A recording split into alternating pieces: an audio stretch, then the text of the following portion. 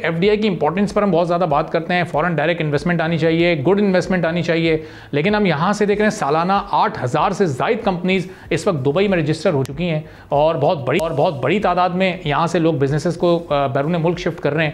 تو اس کی کیا وجوہات آپ کی سمجھ آتی ہیں؟ ایف ڈی آئی کو ہم اٹریکٹ کرنے کی کوشش کر رہے ہیں اور ہمارا لوکل انویسٹر باہر جا رہا ہے. جی یہ ایک بڑا انٹرسٹنگ جنکچر ہے ملک میں. ہماری سم ہاؤ جو پالیسی میکنگ ایلیٹ ہے یا رولرز ہیں، ان کی تقریباً ساری توجہ باہر کی کمپنیوں کے اوپر ہے کہ چین سے آ جائیں، سعودی عرب سے آ جائیں، قطر سے آ جائیں، اور وہ زیادہ تر جو بات چیت کرتے ہیں وہ گورنمنٹ ٹو گورنمنٹ ڈیلنگ میں کرتے ہیں. کوئی آئل سیکٹر کے اندر ہے، آپ دیکھیں کل بھی ایک یو اے ای کے ساتھ ایم او یو سائن کیا کہ ہم وہاں پر پورٹ قاسم کے اوپر ایک اکنامک زون بنائیں گے. تو یہ گورنمنٹ ٹو گورنمنٹ ڈیلنگ کے اندر وہ ساری توجہ وہاں پہ ہے. مارکیٹ جو پاکستان کی ہے، جس کو کانفیڈنس چاہیے، جو ہمارا اصل مسئلہ ہے کہ ہمارا لارج سکیل مینوفیکچرنگ سیکٹر کو ایکسپینڈ کرنا ہے اور پروڈکٹیو سیکٹرز میں ایکسپینڈ کرنا ہے جہاں سے ہم ایکسپورٹ کر سکیں، جاب کریٹ کر سکیں. انفارچونیٹلی شرح سود گرنے کے باوجود وہاں انسینٹیوز نہیں آ رہے. میں آپ سے تھوڑی دیر میں ایکسپلین کروں گا کہ کیوں نہیں آ رہے. لیکن یہ جو لوگ باہر جا رہے ہیں اس کے اندر کچھ ایسی بری بات بھی نہیں ہے. دیکھیے خطے کی مارکیٹ ہے، اس کے اندر اپرچونٹیز ہیں، لوگ مختلف وجوہات سے جا رہے ہیں، رسک کم کرنا چاہتے ہیں، ان کو بائرز ان کے دبئی آنے میں جو ہمارے ایکسپورٹرز ہیں ان کو سہولت رہتی ہے بجائے اس کے کہ پاکستان میں آئیں. وہ سیکیورٹی کے خدشات بھی ہیں، کنیکٹیوٹی کم ہے. پھر بہت سے لوگ جو ہیں ٹریول کے لیے جو ان کے ریزیڈنٹ ویزا ٹائپ کے لیے ریل اسٹیٹ میں انویسٹ کرتے ہیں.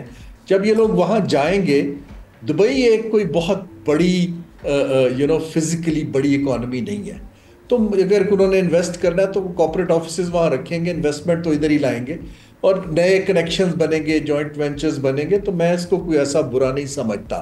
ہاں جو اصل سوال دو ہیں اور میں آپ کے لیے چھوڑ رہا ہوں. نمبر 1 کہ معیشت کا ڈھانچہ بدلنے کی ضرورت ہے اگر ہم نے اب سسٹینیبل ریوائیول آف گروتھ کی طرف جانا ہے. وہ ابھی اس کے لیے مجھے کوئی خاص پالیسی نہیں دکھ رہی.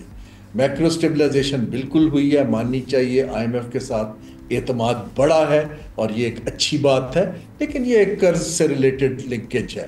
دوسرا جو ہے کہ ہماری جو کرنٹ ایگزسٹنگ انڈسٹری ہے اس کو ایکسپینشن اور ویلیو ایڈیشن کی طرف لانگ ٹرم فائنینسنگ اور ادر انسینٹیوز کیوں نہیں ابھی تک پچ کیے جا سکے.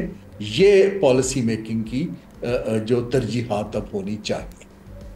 تو اب ہارون صاحب یہ دونوں ہی بڑے امپورٹنٹ پوائنٹ ہیں، اور یہ معیشت کا ڈھانچہ اگر بدلنے کی ضرورت ہے تو آج کوئی پاکستان آزاد ہوئے 7 دہائیوں کے بعد بھی اس کی ضرورت ہے. تو یہ کس نوعیت کی ضرورت ہے؟ اس کو ہم شروع کہاں سے کریں؟ اس کے پھر خاطر خواہ نتائج کب تک آنا شروع ہو جائیں گے؟ کون سے ایسے اقدامات آپ تجویز کریں گے کہ جو فوری طور پر کم از کم اٹھائے جا سکتے ہیں، یعنی جو اس وقت ایک چیلنجنگ سچویشن ہے اسی میں؟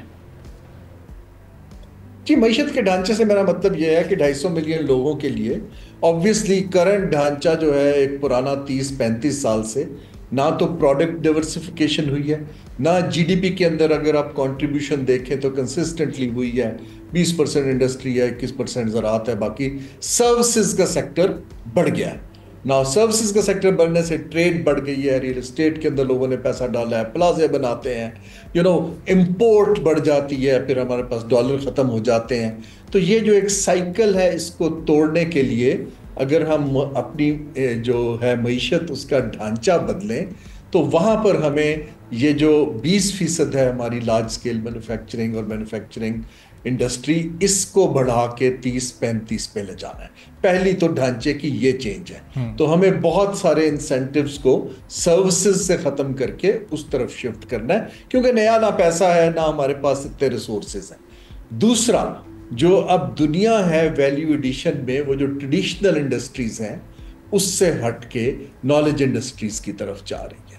ہمیں وہاں پر ہمارے پاس ینگ لوگ بھی ہیں، آئی ٹی کی یونیورسٹیز بھی ہیں، لیکن ایک گیم پلان کے تحت ایون سنگاپور نے 1978 میں بدلا تھا کہ ہم اپنی سکلز جو ہیں اب ایفیشنسی سے ہٹا کے ہم اس کو نالج بیسڈ کی طرف لے جا رہے ہیں. آج وہ $300 بلین کی ایکسپورٹ کر رہا ہے کیونکہ نالج پروڈکٹس کے اندر بہت گنجائش ہے. तीसरा जो चीज़ बड़ी है कि हमारे जो कॉस्ट ऑफ डूइंग बिजनेस है, एनर्जी ट्रांजिशन की ज़रूरत है। तो ये मैसिव स्ट्रक्चरल चेंजेस हैं जिससे जिन सनतों को हम प्रोटेक्ट करते आ रहे हैं, शुगर की सनत है, मैं नाम लेता हूँ, बहुत सालों से ऑटो को प्रोटेक्ट किया है और चीज़ें, अब इस प्रोटेक्शन से हाथ खींच के जो सेक्टर हमारा कंपैरेटिव एडवांटेज है, वैल्यू एडेड टेक्सटाइल है, वैल्यू एडेड ज़राअत है, नॉलेज टेक्नोलॉजी है, हमें इन सेक्टर्स की तरफ रिसोर्सेज को शिफ्ट करना है। वो कैसे होगा? वहाँ पर एक कटिंग एज आपको इंडस्ट्रियल पॉलिसी चाहिए, आपको कटिंग एज आईटी की पॉलिसी चाहिए, और ये क्या कहते हैं इमर्जिंग टेक्नोलॉजीज़ की, और हमें सूबों के साथ मिलके एक ज़राअत का मरबूत पैगाम। फिर हमारे पास बैंकिंग सिस्टम कमर्शियल है, ये पॉलिसियाँ तो आ जाएंगी, इनको फाइनेंस कौन करेगा? तो हमें डेवलपमेंट बैंकिंग इन सेक्टर की तरफ डाइवर्ट करना, ये एक बहुत बड़ा काम है, इसको 10 साल लगेंगे, लेकिन उसकी शुरुआत होनी बहुत ज़रूरी है। वरना पाकिस्तान स्टेबलाइजेशन IMF के तहत बहुत दफ़ा पहले भी कर चुका है, लेकिन फिर हम इसको दोबारा से जब एक्सपेंशनरी स्पेंडिंग में जाते हैं, हमारे ऊपर फिर से डॉलर्स का प्रेशर आता है और हम फिर भागे हुए बेल आउट के लिए चले जाते हैं। सब्सक्राइब करें और बेल दबाएं ताकि कोई खबर रह न जाए।